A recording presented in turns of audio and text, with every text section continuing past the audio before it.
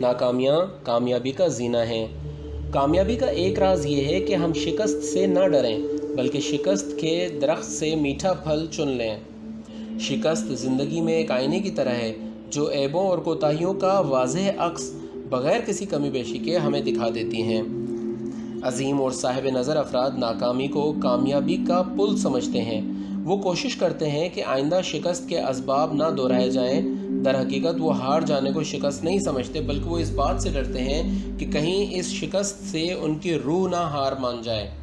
تاریخ کے صفات بتاتے ہیں کہ بہت سی کامیابیاں ناکامی کے بعد حاصل ہوئی ہیں، کیونکہ شکست کھانے والے ایک زندہ روح اور ایک نئے عزم کے ساتھ دوبارہ کام کے میدان میں وارد ہوتے ہیں اور اس طریقے سے خود کو کامیابی کے آستانے تک پہنچا دیتے ہیں، کیونکہ وہ لوگ جانتے تھے کہ ناکامی اور کامیابی کے درمیان فاصلہ بہت کم ہے۔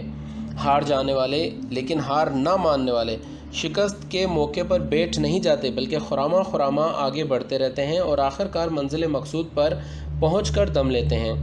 جنگ احد میں ایک نافرمانی کے نتیجے میں مجاہدین اسلام کو سخت شکست کا سامنا کرنا پڑا، لیکن یہ شکست اتنی سبق آموز تھی کہ آئندہ کی تمام کامیابیاں اسی کی رہین منت تھیں۔ نیپولین کہتا ہے کہ میں نے اتنی ناکامیوں کا سامنا کیا ہے کہ مجھے شکست دینے کا طریقہ آ گیا ہے۔ اور کسی نے کیا خوب کہا ہے کہ ناتواں لوگوں کے لیے شکست مار ڈالنے والا زہر ہے اور توانا روحوں کے لیے کامیابی کا زینہ ہے۔ اسلام کے مقدس آئین میں نا امیدی کو گناہ کبیرہ شمار کیا گیا ہے۔ شکست کا ظاہری اثر نا امیدی ہوتا ہے، لیکن پرانے زمانے سے لوگ کہتے چلے آ رہے ہیں کہ سیاہ رات کے اختتام کے بعد روشنی ہوتی ہے۔ یہ بھی کہا جاتا ہے کہ نامرادیوں میں کبھی مراد چھپی ہوتی ہے، نا امیدی میں کبھی امید پوشیدہ ہوتی ہے۔ ایران کے عظیم فوجی لیڈر نادر شاہ نے عثمانی ترکوں سے کرمانشاہ حاصل کرنے کے بعد بغداد کو فتح کرنے کا ارادہ کیا۔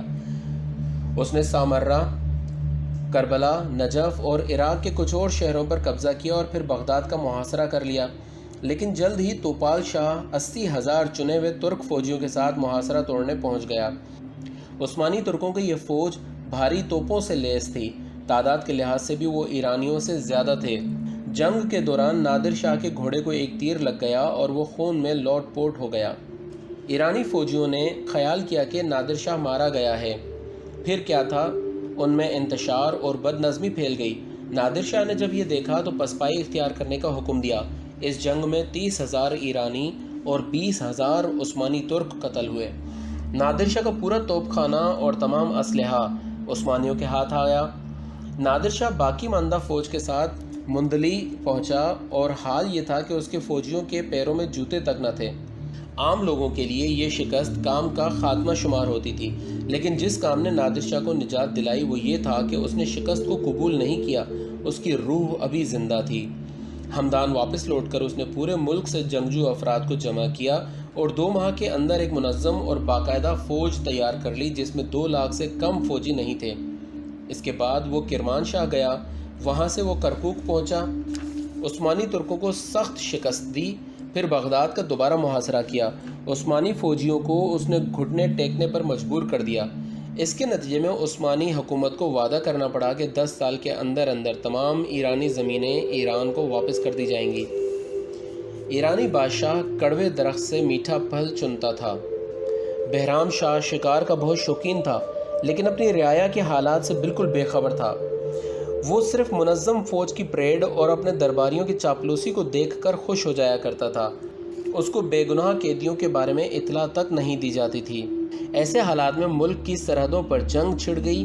وہ عوام سے مدد لینے پر مجبور ہو گیا، لیکن عوام نے اس کی بات پر کان نہ دھرے اور اس کا ساتھ نہ دیا۔ بادشاہ یہ دیکھ کر حد سے زیادہ متاثر ہوا اور اس نے سوچنا شروع کیا کہ عوام کے ہاتھوں اس کی اس شکست کا سبب کیا ہے۔ اس نے سمجھ لیا کہ حکومت کے انتظامات میں کہیں ایسی گڑبڑ ہے جس کی اسے خبر نہیں، اور یہی گڑبڑ عوام کو حکومت سے بیزار کر رہی ہے۔ ایک دن وہ لباس اور حلیہ بدل کر شہر سے باہر گیا۔ ایک طرف اس نے اچانک دیکھا کہ ایک شخص نے اپنے خیمے کے سامنے ایک کتے کی کھال لٹکا رکھی ہے۔ ایرانی بادشاہ آگے بڑھا، سلام کیا، خود کو ایک مسافر ظاہر کیا اور کتے کی کھال لٹکانے کا سبب دریافت کیا۔ بہت اصرار کرنے پر اس شخص نے جواب دیا کہ میری زندگی میں گزر اوقات چند بھیڑوں پر ہوتی تھی جو ان سبزہ زاروں میں چرا کرتی تھی، اور یہ کتا جس کی کھال یہاں لٹکی ہوئی ہے ان بھیڑوں کی حفاظت کرتا تھا۔ میں اور میرا چرواہا بے فکری کے ساتھ اپنے کام کو وسعت دینے کی سوچ رہے تھے۔ لیکن چند روز بعد چرواہا آیا اور اس نے مجھے بتایا کہ آج ایک بھیڑ کو بھیڑیوں نے کھا لیا ہے۔ اس کے بعد مسلسل 2-3 روز تک ایسی ہی خبر ملنے لگی۔ میں کتے سے بدگمان ہو گیا۔ میں نے اور چرواہے نے مل کر رات بھر کتے کی نگرانی کی۔ ہم نے دیکھا کہ کتے نے چند مادہ بھیڑیوں کے ساتھ جنسی تعلقات قائم کیے ہوئے ہیں۔ وہ اپنی شہوت پوری کرنے کے لیے مادہ بھیڑیوں کو بھیڑوں پر حملے کرنے دیتا تھا۔ ہمیں یہ نقصان اسی وجہ سے ہوا تھا کہ ہم نے کتے پر حد سے زیادہ اعتماد کیا تھا۔ میں نے فوراً کتے کا سر کاٹ دیا اور اس کی کھال یہاں لٹکا دی تاکہ لوگ جان لیں کہ اگر کوئی کسی ذمہ داری کو سنبھالتا ہے اور اپنے کام میں خیانت کرتا ہے تو اس کا انجام ایسا ہی ہونا چاہیے۔ اس داستان نے بادشاہ کے ذہن میں ایک بجلی سی دوڑا دی۔ اس نے خود سے کہا، شاید میری شکست کا سبب درباریوں پر میرا حد سے زیادہ بڑھا ہوا اعتماد ہے۔ اس کے بعد اس نے درباریوں کو اطلاع دیے بغیر عوام کے مختلف طبقوں میں ملاقات کی۔ اس نے دیکھا کہ لوگوں کی آہیں ان کے سینوں میں روک دی گئی ہیں اور بے گناہ افراد کو غیر قانونی ٹیکس نہ دینے کے جرم میں قید خانوں میں ڈال دیا گیا ہے۔ اس نے فوراً ایک بنیادی انقلاب سا برپا کر دیا۔ درباریوں، وزیروں اور دیگر عہدیداروں کو تبدیل کر دیا، ظلم کرنے والوں کو سزا دی اور اس طرح عوام کی حمایت حاصل کر لی۔ اس کے تھوڑے ہی عرصے کے بعد ملک کے ہر حصے سے بادشاہ وقت کو حمایت حاصل ہونے لگی۔ ہٹلر کی شکست۔ ہٹلر کو شکست فرانس کے عظیم جرنیل نیپولین کی شکست کی طرح ہوئی۔ نیپولین انتہائی سخت سردی میں ماسکو فتح کرنے نکلا تھا۔ اس بنا پر اسے کامیابی نصیب نہیں ہوئی بلکہ یہ اس کے زوال کا سبب بنا۔ اگر ہٹلر نیپولین کی شکست سے عبرت پکڑتا تو اس کی غلطی کو خود نہ دہراتا۔ ہٹلر نے سخت گرمی میں 22 جون 1941 کو روس پر حملہ کر دیا۔ اس کو بھی تقریباً وہی نتیجہ دیکھنا پڑا جو نیپولین کو نصیب ہوا تھا۔ ابتدا میں تو جرمن فوجیوں کو کامیابی نصیب ہوئی اور اتحادیوں نے پسپائی اختیار کی۔ جرمن فوج نے ان کا تعاقب کیا، لیکن آگے چل کر سخت گرمی کی وجہ سے لینن گراڈ کے جیسے شہروں کا محاصرہ کرنے میں جرمن فوجیوں کو بہت مصیبت کا سامنا ہوا۔ روس نے ان پر زبردست حملے کیے اور انہیں شکست کا سامنا ہوا۔ شجاعت و بے باکی۔ بے باکی اور بہادری یہ دو لفظ ایک ہی حقیقت کی نشاندہی کرتے ہیں اور دونوں کامیابی کے بنیادی رکن شمار کیے جاتے ہیں۔ یقیناً بے باکی گستاخی اور لاپرواہی سے مختلف چیز ہے، اسی طرح بہادری اور بے قاعدگی میں بہت فرق ہے۔ بے باکی اور بہادری مردانگی کی علامات ہیں اور بہت سے کاموں میں یہ دونوں چیزیں کامیابی کے ایک پل کی حیثیت رکھتی ہیں، بلکہ تمام ترقیاں اور معاشرتی اور فکری انقلابات بے باکی اور بہادری کے بغیر ممکن نہیں ہیں۔ بزدل اور ڈرپوک افراد سردی کے مارے ہوئے پرندوں کی طرح ایک گوشے میں چھپ جاتے ہیں۔ اپنے دشمن یا اپنے لوگوں کے خوف سے کوئی کام اپنے ہاتھ میں نہیں لیتے۔ ایسے لوگ نہ تو ناقابل فراموش ہوتے ہیں اور نہ ہی زندگی میں کوئی تبدیلی لا سکتے ہیں۔ ایسے لوگ اگر بہت ہی تیر مار لیں تو اپنی موجودہ حالت کو برقرار رکھ سکتے ہیں، لیکن بے باک اور بہادر افراد پہلے مقصد کی اہمیت کو سمجھتے ہیں، ہر پہلو سے کام پر غور کرتے ہیں، کام کے نفع نقصان کا اندازہ لگا کر پروگرام بناتے ہیں اور پھر کچھ پرواہ کیے بغیر کام شروع کر دیتے ہیں۔ یہیں پر گستاخی اور جنون آمیزی اور بے باکی اور بہادری میں فرق قائم ہوتا ہے۔ بے پرواہ افراد بغیر سوچے سمجھے کام شروع کر دیتے ہیں، اپنے اقدام کے نفع نقصان پر نظر نہیں رکھتے۔ ایسے لوگ اگر کوئی پروگرام بنائے بھی تو دنیا کے سمجھدار لوگ اسے پسندیدہ قرار نہیں دیتے۔ ایسے لوگ اپنے زور بازو کا فریب کھا جاتے ہیں اور اپنی طاقت پر گھمنڈ کرنے لگتے ہیں۔ اب ہم یہاں تاریخ کا ایک واقعہ بیان کر کے اپنی بات کی مزید وضاحت کرتے ہیں۔ پیغمبر اکرم صلی اللہ علیہ وآلہ وسلم کے رحلت کے بعد مسلمہ نام کے ایک شخص نے یمن میں نبی ہونے کا دعویٰ کیا۔ مسلمان فوجی اس کی سرکوبی کرنے کے لیے مدینہ سے یمن پہنچے۔ مسلمہ کے سپاہی منتشر ہو گئے، لیکن وہ خود اپنے کچھ ساتھیوں کے ساتھ ایک بڑے باغ میں پہنچ کر محفوظ ہو گیا۔ اس باغ کی بھی 4 دیواری تھی اور یہ باغ ایک قلعے کے بیچ میں بنا ہوا تھا، اور اس قلعے میں زندگی کی ضروریات ہر اعتبار سے چند مہینوں کے لیے کافی تھیں۔ مسلمان فوجی چند روز تک قلعے کے اطراف میں پڑے رہے، لیکن کچھ نہیں ہو سکا۔ مشہور مسلمان فوجی سالار ابو دجانہ کی سربراہی میں ایک میٹنگ بلائی گئی۔ میٹنگ میں سب سے پہلے تو درپیش کام کی اہمیت پر روشنی ڈالی گئی کہ اگر مسلمہ گرفتار نہ ہوا تو محاصرہ ختم کرنے کے بعد وہ پھر اپنی فریب کاریوں سے لوگوں کو اپنی طرف مائل کر کے گمراہ کرے گا اور یوں ایک بڑے نقصان کا سبب بنے گا، اور اگر اس کی گرفتاری میں چند مجاہدین شہید ہو جائیں تو یہ بھی ایک اہم بات ہے۔ اس کے بعد مسلمہ کے گرفتاری کے طریقوں پر گفتگو ہوتی رہی۔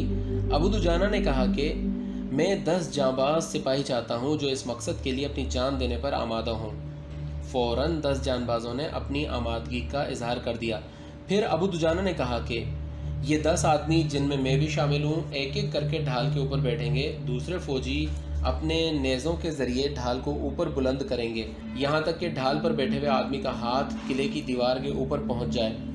جب اس طرح سب لوگ دیوار پر پہنچ جائیں گے تو رسیوں کی مدد سے قلعے کے اندر داخل ہوں گے۔ سب سے پہلے میں رسی لٹکاؤں گا، اندر جاؤں گا، قلعے کا دروازہ کھولنے کی کوشش کروں گا۔ اگر میرے ساتھی دیکھیں کہ میں مارا گیا ہوں تو دوسرا اسی طرح وارد ہوگا۔ اگر اسے بھی شہادت نصیب ہو تو تیسرا شخص اندر اترے گا۔ اس طرح چند افراد کی جانبازی کے نتیجے میں کوئی نہ کوئی دروازے تک پہنچ ہی جائے گا اور مسلمان فوج کے لیے دروازہ کھول دے گا۔ اتفاق سے ابو دجانہ نے اکیلے ہی یہ سب کام کر لیا۔ انہوں نے رسی لٹکائی، اندر اترے۔ مختصر سی جنگ کے بعد وہ قلعے کا دروازہ کھولنے میں کامیاب ہو گئے اور اس طرح فساد کا آخری اڈا مسلمہ کی گرفتاری اور پھر اس کے قتل کے بعد ختم ہو گیا۔ اگر ابو دجانہ اس قدر بے باکی کا مظاہرہ نہ کرتے تو ہرگز مسلمانوں کو فتح نصیب نہ ہوتی۔ اسپین کی فتح کے موقع پر موسیٰ بن نصیر جو افریقہ میں مسلمان فوج کے سالار تھے نے یورپ فتح کرنے کا ارادہ کیا۔ انہوں نے اپنے غلام طارق بن زیاد کو تھوڑی سی فوج کے ساتھ جاسوسی کی غرض سے اسپین روانہ کیا۔ جب طارق اسپین پہنچے اور دشمن کے جذبات کا ہر پہلو سے اندازہ لگایا تو دیکھا کہ یہ لوگ حملے کے لیے آمادہ ہیں۔ طارق بن زیاد نے سوچا کہ اگر وہ اپنی رپورٹ سپہ سالار کو بھیجیں اور ان کے حکم کے منتظر رہیں تو ممکن ہے کہ دشمن بیدار ہو جائے۔ طارق نے فوج کو حکم دیا کہ ان کشتیوں کو جن پر بیٹھ کر انہوں نے سمندر عبور کیا ہے جلا دیا جائے۔ جب کشتیاں جلنے لگیں تو بعض لوگوں نے اعتراض کیا کہ آپ نے کشتیوں کو جلا کر ہمیں بے بس کر دیا ہے، اب ہم اپنے گھر واپس نہیں لوٹ سکتے۔ طارق نے جواب دیا کہ مسلمان مرد کسی پرندے کی طرح نہیں ہے کہ اس کا ایک مخصوص آشیانہ ہو۔ اس کے بعد وہ اٹھے، اس پہاڑ کے دامن میں کھڑے ہو گئے جسے آج جبل الطارق کہا جاتا ہے۔ سمندر کی موجیں تھپڑے مار رہی تھیں۔ انہوں نے ایسی زوردار تقریر کی کہ کان انہی کی آواز سن رہے تھے اور سمندر کا شور گویا خاموش ہو گیا تھا۔ طارق بن زیاد نے کہا، اے لوگو، ٹھاٹھے مارتا سمندر تمہارے پیچھے ہے اور دشمن کی فوج تمہارے سامنے۔ تمہارے دشمنوں کے پاس راشن اور اسلحے کے انبار لگے ہوئے ہیں، لیکن تمہارے پاس وہی غذا ہے جسے تم دشمن کے ہاتھوں سے اپنے طاقتور پنجوں میں لے سکو۔ تمہارے پاس کمر سے لٹکی ہوئی ان تلواروں کے علاوہ اور کوئی اسلحہ نہیں ہے۔ اس ولولہ انگیز تقریر نے مسلمان فوجیوں میں ایک ہیجان برپا کر دیا اور ان کی رگوں میں خون جوش مارنے لگا۔ انہوں نے انتہائی بہادری سے مختصر سی مدت میں دشمن کو گھٹنے ٹیکنے پر مجبور کر دیا اور اس طرح اسپین فتح ہوا۔ عیسائی مذہب کی اصلاح کے سلسلے میں مارٹن لوتھر کی جرأت۔ چرچ کے پادریوں کے خوف کی بنا پر عوام کی آہیں ان کے سینوں میں گھٹ کر رہ گئی تھیں۔ کسی کو جرأت نہیں تھی کہ پوپ یا اس کے اطراف کے پادریوں پر معمولی سی بھی تنقید کر سکے۔ مارٹن لوتھر 1510 میں روم گیا۔ اس نے دیکھا کہ بڑے عہدوں پر فائز پادری مذہبی رسوم اور وظیفوں کو ادا کرنے میں لاپرواہی برتتے ہیں۔ یہ دیکھ کر مذہبی اصلاحات کے سلسلے میں اس کا عزم مزید پختہ ہو گیا۔ آخرکار 1517 میں اس نے ایک اعلان چرچ کے دروازے پر چپکا دیا اور عوام کو اطلاع دی کہ اس کے پاس کچھ نکتے ہیں اور وہ انہیں صاحب رائے افراد کے سامنے پیش کرنا چاہتا ہے۔ لوتھر نے اپنے تمام نکات میں مذہبی رہنماؤں کے طور طریقوں پر سخت اعتراض کیا۔ اس نے کہا کہ لوگوں کی نظروں میں محترم ہو کر وہ ان کے گناہ بخش دینے کا دعویٰ کرتے ہیں۔ مارٹن نے پادریوں کی اس حرکت کو ایک قسم کا سوء استفادہ قرار دیا۔ اس کی اس تنقید پر چرچ کے بڑوں کو سخت غصہ آیا۔ انہوں نے اسے خبردار کیا کہ وہ اپنی ان ناپسندیدہ اور ناہنجار باتوں سے باز آ جائے، لیکن اس نے اس تنبیہ کا کوئی اثر نہیں لیا اور محفلوں اور مجلسوں میں احتجاج اور استدلال پیش کرتا رہا۔ ویٹیکن نے مجبور ہو کر اس کے کافر ہونے کا فتویٰ صادر کر دیا۔ اس نے پوپ کے اس فتوے کو برسر عام جلا کر راکھ کر دیا اور فریڈرک سوئم کے پاس جا کر پناہ لے لی، لیکن اس نے اپنا کام جاری رکھا۔ آخرکار اپنی بے باکی اور جرأت کے نتیجے میں اس نے عیسائی مذہب کی بعض غلط باتوں کو مذہب سے جدا کر کے دم لیا اور پروٹیسٹنٹ فرقے کی داغ بیل ڈالی۔ اب تک جو مثالیں ہم نے پیش کیں وہ معاشرتی امور میں جرأت کے مظاہرے سے متعلق تھیں، لیکن آپ ذاتی امور میں بھی جرأت اور بے باکی کی بہت سی مثالیں تاریخ کی صفات میں پڑھ سکتے ہیں۔ جو شخص بھی کامیابی کا خواہش مند ہے اسے یہ بات ذہن نشین کر لینی چاہیے کہ زندگی کے کسی شعبے میں بھی کامیابی کا حصول بغیر ہمت اور شجاعت کے ممکن نہیں ہے۔ اگر آج ہمارے معاشرے کی اصلاح نہایت سست روی اور آہستگی سے ہو رہی ہے تو اس کی وجہ یہ ہے کہ ہماری زندگی کی بنیاد محض دفاع پر قائم ہے۔ ہم آگے بڑھنے کو ترجیح نہیں دیتے، ہم آگے بڑھنے کی جرأت نہیں رکھتے۔